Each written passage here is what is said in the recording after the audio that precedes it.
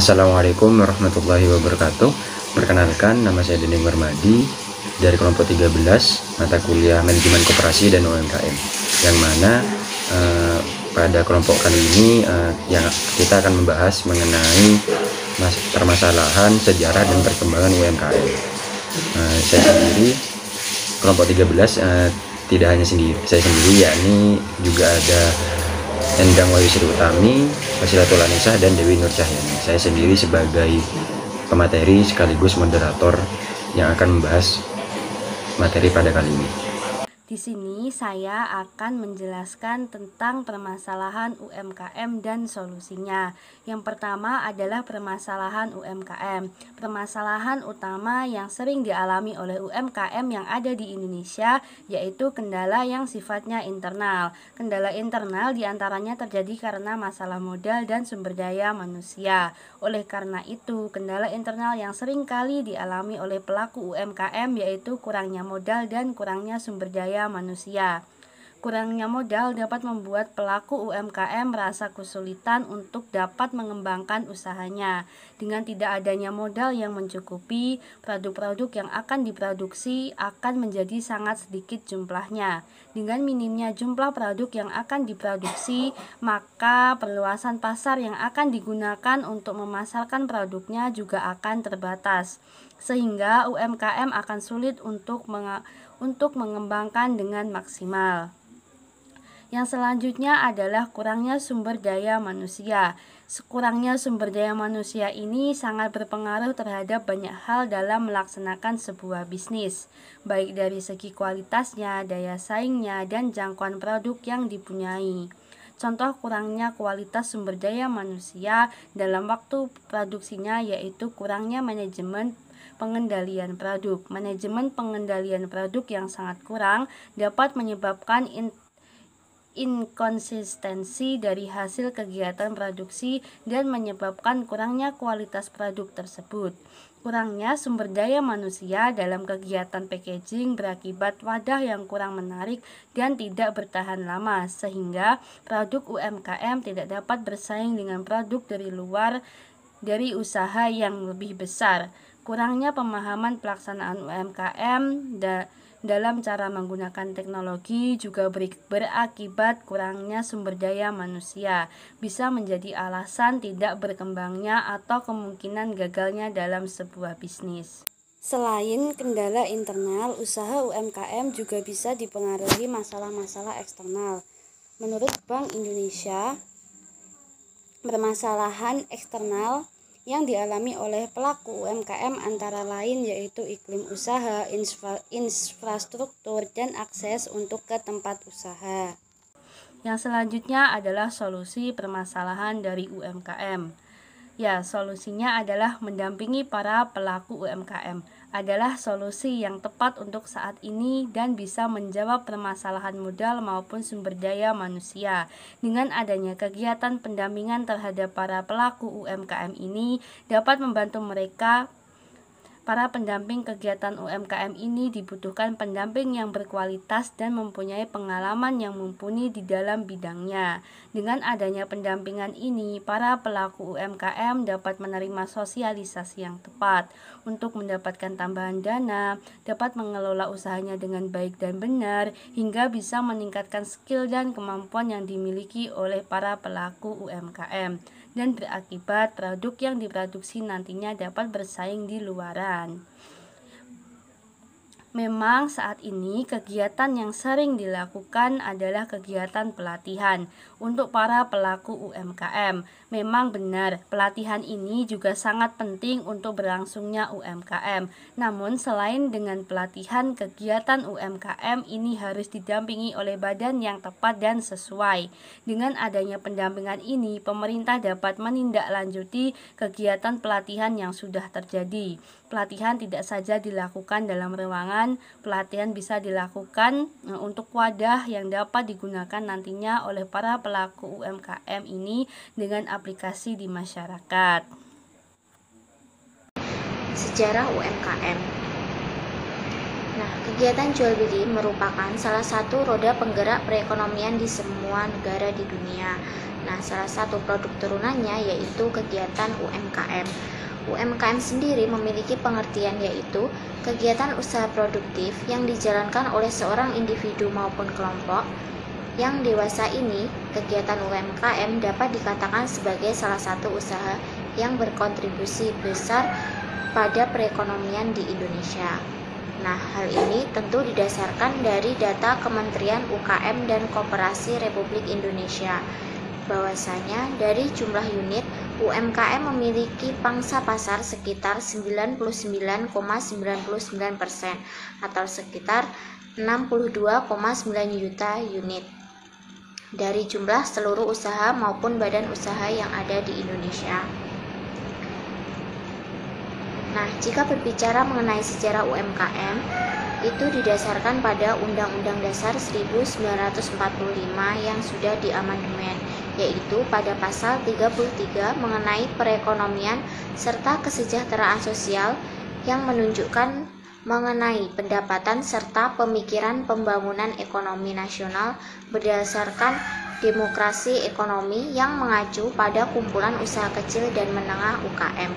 Sudah sejak dahulu menjadi rencana pembangunan ekonomi nasional maupun di kancah internasional. Nah, hal ini diperkuat dengan Undang-Undang Nomor 20 Tahun 2008.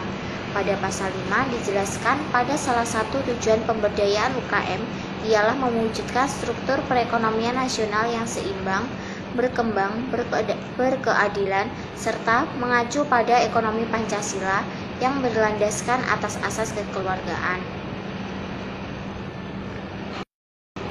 Kemudian yang selanjutnya adalah Kementerian Koperasi dan UKM pasal 5 UU nomor 20 tahun 2008, yaitu menjelaskan mengenai salah satu tujuan pemberdayaan UKM merupakan tahapan usaha kecil dan menengah UKM dalam pembangunan daerah, penciptaan lapangan pekerjaan, pemerataan pendapatan, pertumbuhan ekonomi, dan pengentasan masyarakat atas kemiskinan, serta mengurangi tingkat pengangguran yang setiap tahunnya bertambah. Pada tahun 2013, dukungan pemerintah terhadap UMKM terlihat pada kontribusi perbankan dalam menyediakan pembiayaan maupun kredit terhadap usaha kecil dan menengah. Hal ini tentunya berdampak positif bagi keberlangsungan taraf hidup masyarakat serta menambah jumlah pelaku industri. Struktur UMKM di Indonesia sendiri berkisar 98% merupakan usaha mikro, kemudian sisanya adalah usaha menengah yang berangsur naik level. Kepres RI nomor 19 tahun 1998 merupakan payung hukum berjalannya UMKM di Indonesia. Nah, selanjutnya adalah berikut merupakan jenis UMKM yang bergerak pada sektor rumah tangga maupun dalam skala besar, yaitu yang pertama usaha kuliner, usaha fashion, usaha pertanian, usaha elektronik, usaha furniture, dan yang terakhir adalah usaha bidang jasa. Jumlah UMKM di Indonesia terus mengalami peningkatan dari tahun ke tahun. Terdapat 59,2 juta usaha mikro, kecil, dan menengah berdasarkan informasi dari Kementerian Koperasi dan Usaha Kecil Menengah. 8% dari angka tersebut sudah termasuk dalam ranah online. Hal ini supaya meningkatkan pemasaran serta tidak ketinggalan zaman dan mengikuti era digital. Pada saat Indonesia mengalami krisis keuangan atau krisis ekonomi, salah satu sektor yang mampu bertahan ialah sektor UMKM, yang mana sektor tersebut mampu bertahan pada kondisi krisis ekonomi yang sudah melanda Indonesia. Berdasarkan data Badan Pusat Statistik, yang mana BPS memberitahukan keadaan yang terjadi setelah masa krisis tersebut bahwa jumlah UMKM masih tetap dan tidak mengalami pengurangan. Akan tetapi malah sebaliknya, UMKM tersebut menunjukkan sebuah peningkatan yang terus melonjak, yang mampu menyerap 85 juta tenaga kerja dan terus mengalami pertumbuhan sampai kurang lebih 107 tenaga kerja. hingga tahun 2012. Dalam kurun waktu 1 tahun, yaitu pada tahun 1997 sampai 98, sudah terdapat kurang lebih 56 juta pebisnis di Indonesia, yakni sekitar 99,99% dari jumlah pebisnis tersebut kurang lebih adalah usaha berskala mikro, sedangkan sisanya yakni 0,01% dari jumlah pebisnis pada tahun tersebut hanya terdapat kurang lebih 4.968 unit usaha berskala besar. Besarnya persentase tersebut menjadi salah satu bukti bahwa UMKM merupakan usaha yang memiliki produktivitas yang tinggi serta dapat memiliki dampak yang signifikan terhadap perekonomian Indonesia. UMKM didirikan berdasarkan keinginan seseorang untuk mengembangkan potensi dalam bentuk usaha guna membantu warga sekitar agar mencapai kehidupan yang lebih baik. Akan tetapi tidak sedikit masyarakat yang berasumsi bahwa usaha yang didirikan tersebut hanya menguntungkan beberapa pihak tertentu saja. Padahal jika kita cermati dengan seksama atau lebih luas lagi, UMKM sudah mempekerjakan banyak orang yang tidak memiliki pekerjaan atau secara lebih kasarnya pengangguran. Akan tapi sebelumnya sehingga mengurangi tingginya tingkat pengangguran di Indonesia. Hal tersebut menunjukkan bahwa asumsi masyarakat mengenai UMKM yang hanya menguntungkan pihak tertentu saja tidaklah benar atau tidak bisa dibenarkan, karena pada kenyataannya banyak pihak yang terbantu dengan adanya UMKM tersebut. Bahkan bukan hanya menurunkan tingkat pengangguran, UMKM juga memberikan kontribusi yang cukup besar pada pendapatan daerah serta pendapatan nasional atau pendapatan negara. Pemberdayaan sumber daya alam yang dilakukan oleh pihak UMKM juga dapat meningkatkan motivasi dan kreativitas masyarakat sekitar dalam memanfaatkan sumber daya yang ada. Dengan adanya pemanfaatan sumber daya alam ini, pendapatan daerah akan meningkat serta pendapatan negara Indonesia juga akan lebih baik. Sebagian besar bisnis yang ukurannya masih kecil atau usaha kecil tidak memiliki ketergantungan terhadap jumlah modal yang lumayan besar atau minjam dari luar dengan mata uang luar negeri atau mata uang asing, atau juga bisa dikatakan dengan menghindari pinjaman yang relatif besar. Oleh karena itu, ketika ada naik atau turunnya mata uang luar negeri atau mata uang asing, perusahaan yang besar juga menerima dampak atas perubahan tersebut, serta di situ akan memberikan akibat yang mana akibatnya adalah mengalami krisis keuangan dalam usaha UMKM tersebut. Banyak UMKM yang tidak melakukan pinjaman dengan skala besar. Hal ini dibuktikan dengan beberapa data yang diluncurkan oleh BI yang mana data tersebut diluncurkan pada tahun 2015. Dijelaskan bahwa pada informasi perbankan membuktikan perkembangan kredit sebagai dana UMKM per tahun yakni mencapai 13,67%. Penyaluran dana melalui kredit yang diinstruksikan oleh pemerintah melalui UMKM relatif sedikit peminat, karena mayoritas masyarakat masih mengandalkan Bank Umum Nasional dalam pelaksanaannya. Dari gambar 1 dapat kita percaya bahwasannya UMKM akan terus maju dan berkembang. Akan tapi di sisi lain kita juga harus memperhatikan lebih jelas kekurangan dari UMKM, yakni akan sulit mengembangkan bisnisnya jika tidak ada bantuan modal dalam meningkatkan usahanya. Dengan kekurangan seperti minimnya modal, kemampuan pengelolaan, persaingan yang mungkin kurang baik, mungkin akan memberikan dampak yang cukup signifikan atau memberikan dampak yang buruk dalam ruang lingkup bisnis yang menjadi terbatas, sehingga juga memberikan beberapa kesulitan yang susah teratasi dalam jangka panjang, di mana di tahun 2019 hingga tahun 2012 pertumbuhan UMKM sempat mengalami fluktuasi atau selalu mengalami perubahan. Nah, dapat kita lihat persentase pertumbuhan usaha besar di tahun 2019 mencapai 41,95%, dan di periode selanjutnya yakni di tahun 2012 hanya sebesar 40,92%. Artinya antara 2019 dan tahun selanjutnya yakni 2012 pertumbuhan dari usaha besar mengalami penurunan yakni sebanyak 1,03%. sektor UMKM berlangsung akan tapi sektor UMKM berlangsung sebaliknya, tidak seperti usaha besar yang mengalami penurunan.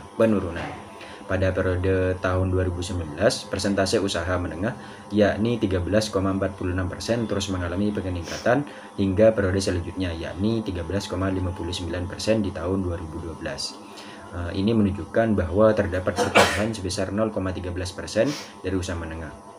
Akan tetapi hal ini tidak sama dengan usaha kecil yang mengalami sedikit penurunan persentase pertumbuhan yakni sebesar 0,26% dari periode 2011 yakni sebanyak 9,94% ke periode selanjutnya yakni tahun 2012 menjadi sebesar 9,68%. Peningkatan yang signifikan dialami oleh usaha mikro yang mana pada tahun 2011 persentase pertumbuhan hanya mencapai 34,64%. Akan tetapi pada periode selanjutnya di tahun 2012 persentase pertumbuhan dari mikro mengalami peningkatan sebesar 4,17% atau menjadi 38,81%. Data ini semakin memperkuat bahwa UMKM dapat berdiri dengan kokoh tanpa adanya ketergantungan kepada pinjaman yang relatif besar. Nah, kalau tadi kontribusi UMKM dijelaskan bahwa kontribusi UMKM itu dalam PDB atau produk domestik bruto. Akan tapi kontribusi UMKM juga tidak hanya di PDB, tapi juga memaksimalkan perannya dalam meningkatkan perekonomian Indonesia, yakni di sektor ekspor dan investasi. Nah, pada tahun 2015, nilai ekspor non-migas UMKM sudah menyentuh 192,5 triliun dan sudah meningkat sebanyak 3,5% dari nilai ekspor non-migas di tahun 2014. Kontribusi yang besar yang berupa ekspor dari usaha besar yakni 76,6% yang berbeda dengan usaha mikro yang masih memberikan kontribusi yang belum berpengaruh di bidang ekspor yakni sebesar 7,9%. Akan tapi kontribusi yang dilakukan UMKM di bidang ekspor tersebut kemungkinan mengalami fluktuasi atau mengalami perubahan seperti yang sudah terjadi pada 2004 di mana kontribusi ekspor yaitu sebesar 20,3% dan kontribusi yang paling rendah yakni di tahun 2012 sebesar 14,1%. Kontribusi oleh UMKM dalam sektor investasi yang paling besar diberikan oleh usaha menengah yakni sebesar 56,4% berbanding terbalik dengan usaha kecil yang masih memberikan kontribusi dalam sektor investasi yakni sebesar 31,6%. Dan jika kita lihat secara detail UMKM terus mengalami peningkatan mengenai sektor investasi dari tahun 2011 sampai 2015 dengan rata-rata sebanyak 10,6%. Nah, menurut beberapa ahli ada beberapa kendala yang akan dihadapi oleh UMKM, yakni salah satu ahli tersebut yakni bernama Toha yang diungkapkan dalam karyanya dengan judul Indonesia Menapak Abad 21 pada tahun 2000.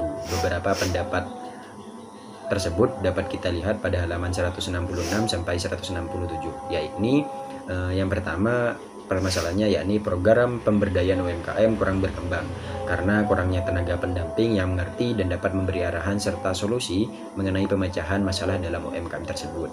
Yang kedua, program yang dilakukan dalam pengembangan UMKM lebih banyak bersifat populis dan caritas, sehingga kurang menarik minat masyarakat untuk ikut berkontribusi dalam pengembangan UMKM, yang mana pengembangan ini dibutuhkan masyarakat. Yang dibutuhkan masyarakat adalah UMKM yang bersifat nyata dan solid yang didasarkan pada hasil penelitian yang sudah teruji kebenarannya. Nah, permasalahan yang terakhir yakni ada kurangnya dukungan dari beberapa lembaga keuangan dan ekonomi seperti Modal Ventura dan institusi kemitraan usaha lainnya dalam memberikan upaya bantuan pada pihak UMKM. Di sini saya akan menjelaskan materi mengenai perkembangan UMKM di kawasan Asia Tenggara. Saat ini UMKM sangat terpukul dengan adanya COVID-19 karena sebagai bisnis kecil, jumlah distributor akan lebih terbatas dan sumber daya juga menjadi lebih sedikit dan semakin sulit untuk beradaptasi. Pembatasan sosial juga menjadi salah satu penyebab menurunnya tingkat UMKM karena Dalam operasional kegiatannya, UMKM masih menggunakan interaksi fisik. Selanjutnya, dampak pandemi terhadap UMKM secara umum dapat kita amati dari sisi penawaran maupun sisi permintaan. Jika dilihat dari sisi penawaran, selama pandemi perusahaan kekurangan tenaga kerja karena para pekerja diharuskan menjaga jarak atau sedang dalam kondisi yang tidak sehat. Selain itu, penutupan beberapa daerah dapat menyebabkan putusnya rantai produksi, sehingga berdampak negatif pada proses produksi suatu perusahaan. Selanjutnya dari sisi permintaan, yaitu kita dapat melihat dengan menurunnya daya beli yang mengakibatkan permintaan terhadap perusahaan menurun drastis, sehingga berpengaruh terhadap pendapatan perusahaan tersebut. Dampak pandemi terhadap UMKM jika dilihat lebih rinci, maka akan melalui beberapa fase. Di antaranya adalah yang pertama, terhentinya kegiatan ekonomi karena adanya kebijakan penutupan daerah, baik lokal, nasional maupun regional. Yang kedua, penghentian perdagangan dengan negara mitra untuk sementara waktu, sehingga membuat rantai pasokan menjadi terganggu dan berdampak besar pada proses produksi, impor, dan ekspor.